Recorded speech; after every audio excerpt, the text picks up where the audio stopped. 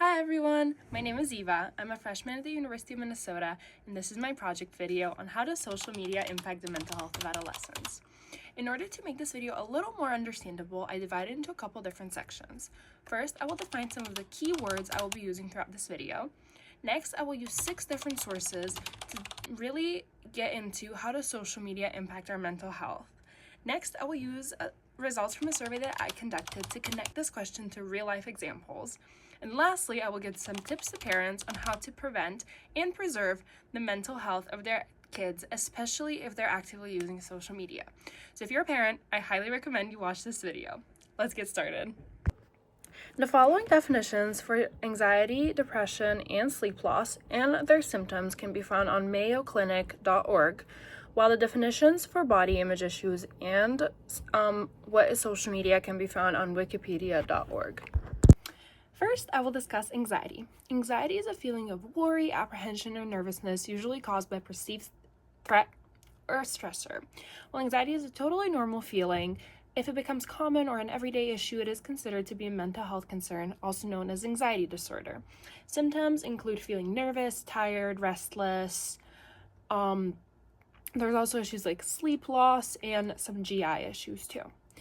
Depression is a mood disorder characterized by the continuous feeling of sadness and or loss of interest. Depression can affect a person's way to think, behave, and feel, which can lead to different emotional and physical problems. Some symptoms include persistent feeling of sadness, loss of interest in usually favorite activities, loss of concentration, change in cognitive function, and many more symptoms. Next, I'll discuss sleep loss. Sleep loss is when we don't get enough sleep. So it's basically the lack of sleep necessary that is causing many different mental and physical issues. And sleep loss is actually kind of a root cause of both anxiety and depression.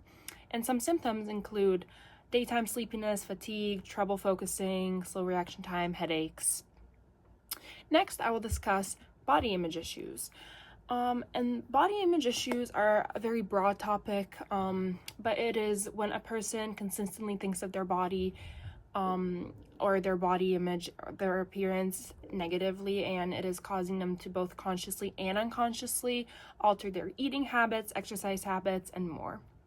And lastly, I will discuss what is social media.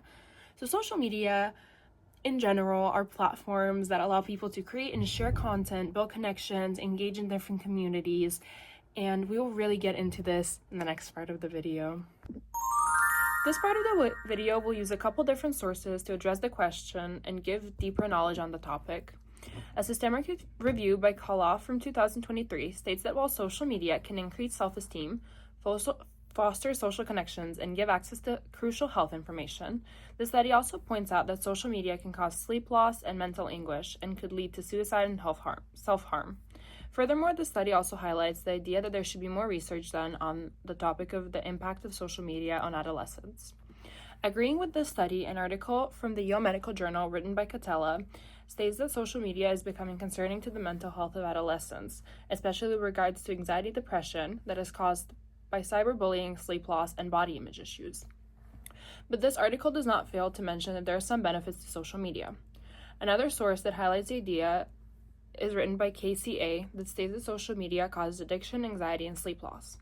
Both sources highlight U.S. Surgeon General's advice that social media should carry warning labels, but in the meantime, parents should step up and discuss these harms with their children. Besides anxiety and depression, an article by Vidal and Katzstein and an article from the In Mind magazine connect social media to body image issues. These arise from the constant comparison between a kid's body and a stranger on the internet. Because of this comparison, teens tend to consciously and subconsciously alter their exercise and eating habits to change their appearance. This leads to many different issues, including loss of concentration and injuries. Okay, so I know that was very long and a lot of information and very lengthy, but let's use a survey to really dig into how does social media impact us and our mental health. So I conducted a survey where I received 89 responses, with 70.8% of the surveyees being ages 18 to 20, so young adults. And that's actually right outside of that adolescent age category. So First, I asked when did they start using social media, and over 50% of the responses said ages 11 to 13, which are really those key ages where our brain develops, where we start to understand things, and just the first ages of those adolescent years. But the first question I actually asked about this topic was, have you ever experienced anxiety due to social media? And 78% of the surveys said yes, which just shows that with continuous use of social media, with using social media every day, it really does change the way we feel, it changes the way we think. And as we stated, anxiety is that feeling of nervousness and apprehension, and that just does come from that constant and continuous use of social media and really getting all that information, that overload of information actually.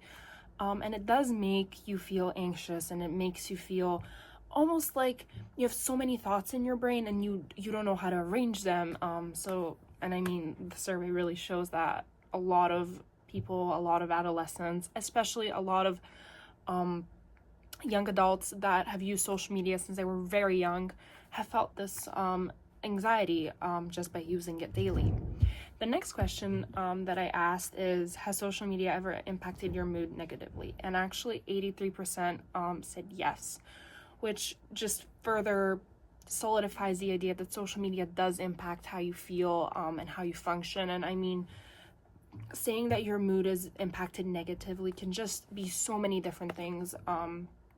And being in that negative mood, it brings a lot of issues to the way you think, the way you function, the way you do homework, the way you are at work, the way you are with your family. So just based on these questions, you can really tell that people who have started using social media, especially in those ages 18 to 30, but before and after, have felt some sort of anxiety or like negative impact just by using social media so often.